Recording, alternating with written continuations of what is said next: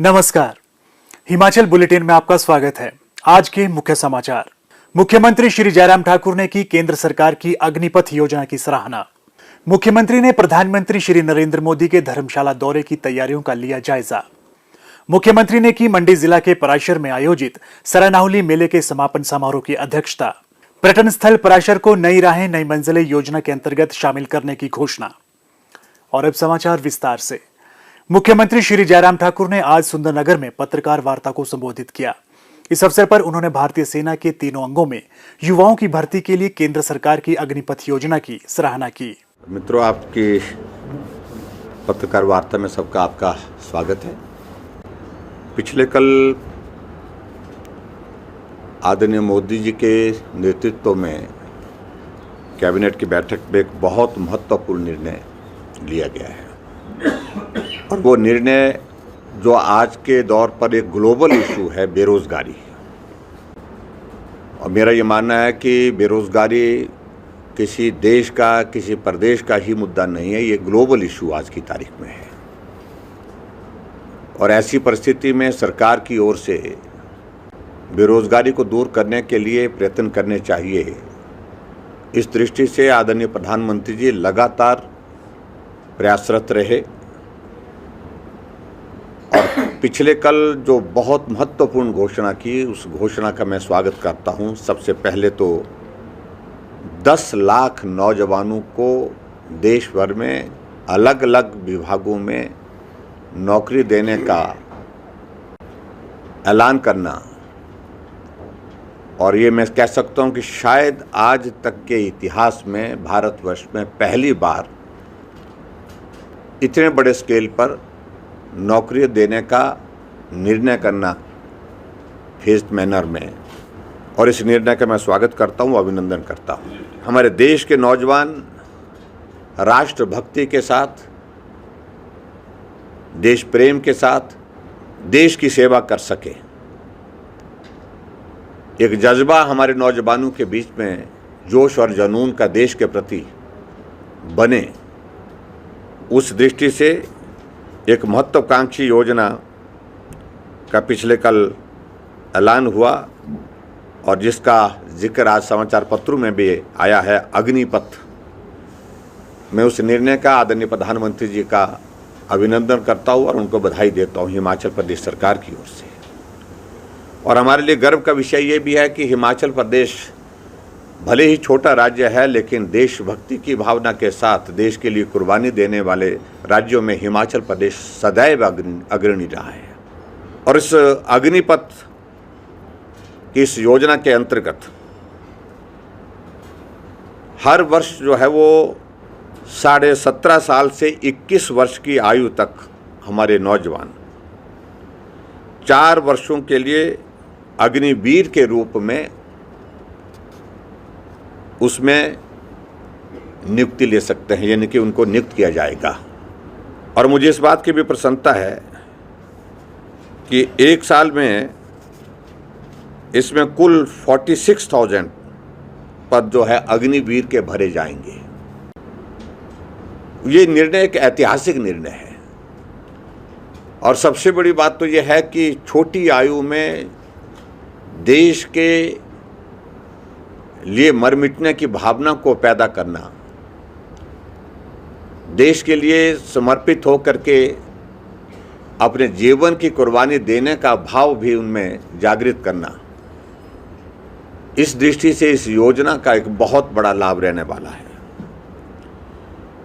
और मुझे इस बात की भी प्रसन्नता है कि जो अग्निवीर जिनकी रिक्रूटमेंट होगी तो उसमें सारी जो फिजिकल उनकी कैपेबिलिटी है, उनकी योग्यता है, और सेना में जो नॉर्म्स कुछ रहते हैं उन सारी चीज़ों को लेकर के डिसिप्लिन के उन सारी प्रक्रियाओं को पूरा करने के पश्चात इसमें चयन किया जाएगा। और चयनित होने के पश्चात 30,000 रुपये उनको सरकार की ओर से वेतन भी दिया जाएगा। पहली साल में 30 और बाद में 4 वर्ष पूरा होने पर 40,000 तक पहुंचेगा, 40,000 तक पहुंचेगा। जिस प्रकार से हमारी एक नॉर्मल रिक्रूटमेंट जो है हमारी इसमें फ़ौज में होती है, आर्मी में होती है, और उसी तरह की सारी सुविधाएं लगभग जो है इन अग्निवीरों को उपलब्ध रहेंगी, ये भी उसमें जिक्र किया है। और आगे बढ़ करके इसमें प्रावधान किया कि 4 वर्ष का सेवा काल जब पूरा हो जाएगा, 4 ईयर्स जब कंप्लीशन के बाद इन अग्निवीरों को सशस्त्र बल में 15 वर्ष तक नियमित सेवाएं प्रदान करने का भी अवसर दिया जाएगा। और ये भी मैं इसमें कहना चाह रहा हूँ कि सेना के संगठन की मांग के अनुसार अग्निवीर के प्रत्येक बैच को 25% उम्मीदवारों को सेना में शामिल किया जाएगा। और आगे बढ़ करके ये भी मैं कहना चाह रहा हूँ उसमें कि प्रत्येक अग्निवीर को 11,71,000 रुपये जो है वो सेवा निधि, एक बहुत अट्रैक्टिव सेवा निधि जो है का एक पैकेज उनको दिया जाएगा। और इसमें 30% मासिक योगदान जो है वो अग्निवीर का अपना होगा तथा इतना ही सरकार का रहेगा। कुल मिलाकर के 11,71,000 रुपये जो है उसमें सेवा निधि के पैकेज के रूप में उनको मिलेगा। मैं हिमाचल प्रदेश की ओर से इस देवभूमि और इस देवभूमि के साथ वीरभूमि जिस प्रदेश को कहा जाता है, यहाँ की जनता की ओर से आदरणीय प्रधानमंत्री जी के इस बहुत महत्वपूर्ण निर्णय का अभिनंदन करता हूँ और स्वागत करता हूँ। मुख्यमंत्री श्री जयराम ठाकुर ने आज धर्मशाला में प्रधानमंत्री श्री नरेंद्र मोदी के 16 जून से होने वाले 2 दिवसीय दौरे की तैयारियों का जायजा लिया। मुख्यमंत्री दोपहर बाद गग्गल हवाई अड्डे पर पहुंचे। उन्होंने उपायुक्त कार्यालय के NIC सम्मेलन हॉल में तैयारियों के संबंध में आयोजित समीक्षा बैठक की अध्यक्षता की। मुख्यमंत्री ने संबंधित अधिकारियों को प्रोटोकॉल के अनुसार विभिन्न व्यवस्थाएं सुनिश्चित करने के निर्देश दिए। उन्होंने रोड शो की तैयारियों की भी समीक्षा की।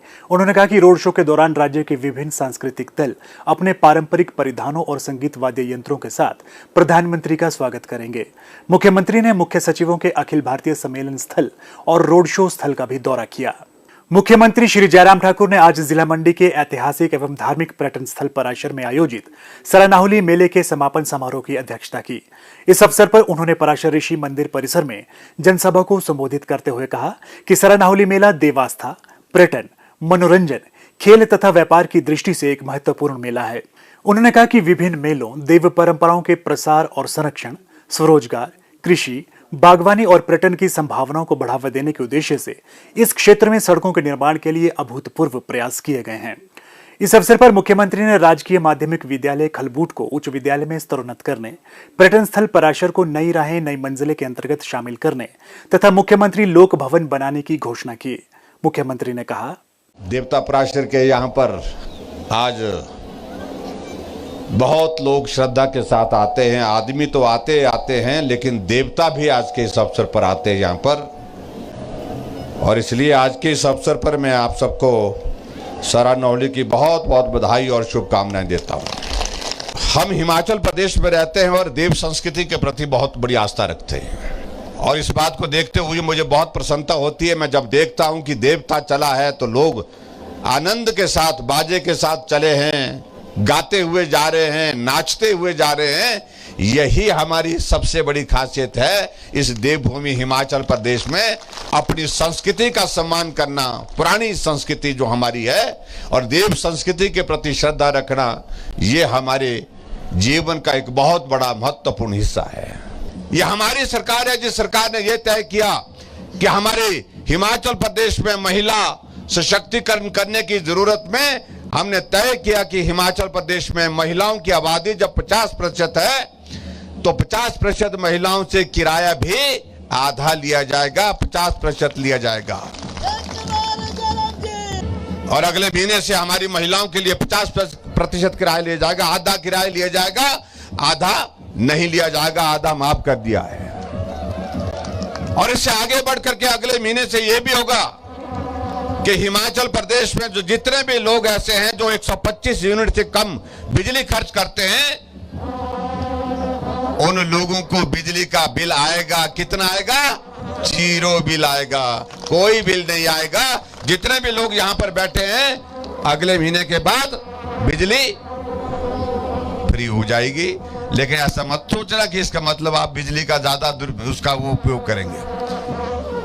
सदुपयोग करना है, लेकिन गांव के लोगों के लिए हमने तय किया कि उन लोग जो लोग 125 यूनिट से कम, यानी कि जिसके घर में 5-6 बल्ब है और उसमें से वो बारी बारी से जलाता है, कमरे में जाता है तभी जलाता है, कमरे से बाहर जाता है तो बंद कर देता है, उसको 125 यूनिट से कम आता है और ऐसे लोगों की संख्या 12 लाख से ज्यादा है हिमाचल प्रदेश में। 12 लाख परिवार इस तरह के हैं जहां जिनको जो है बिजली का बिल आने वाले समय में 0 होगा। हमारे इस इलाके को, इसको हम प्राशर को हम नई राहें नई मंजिलें जो टूरिज्म डिपार्टमेंट की हमारी योजना है उसके अंतर्गत ला रहे हैं। और उस योजना के अंतर लाने के लिए हम यहां पर मास्टर प्लान कर रहे हैं। और मैं ये जरूर कहना चाहता हूं, मैं इस बात की जानकारी हासिल कर रहा था यहां पर हमारे पास जमीन कितनी है। कहा गया है कि कुछ देवता की जमीन है, कुछ फॉरेस्ट लैंड है और इसमें क्या रास्ता निकल सकता है। लेकिन यहां इस इलाके को इको टूरिज्म में ला करके हम फॉरेस्ट डिपार्टमेंट के साथ यहां पर इसका डेवलपमेंट का प्लान भी करेंगे और नई राहें नई मंजिल के अंतर्गत इस इलाके को ला करके यहां पर्यटक आए, 12 महीने आए और इस बात को सुनिश्चित करने के लिए यहां टूरिज्म का हम नया कोई प्लान बना करके देंगे ताकि यहां पर्यटन और ज्यादा मजबूत हो और इस पावन स्थल पर लोग आकर के यहां के दर्शन कर सके। मुख्यमंत्री ने पराशर ऋषि मंदिर में शीश नवाया तथा पूजा अर्चना की।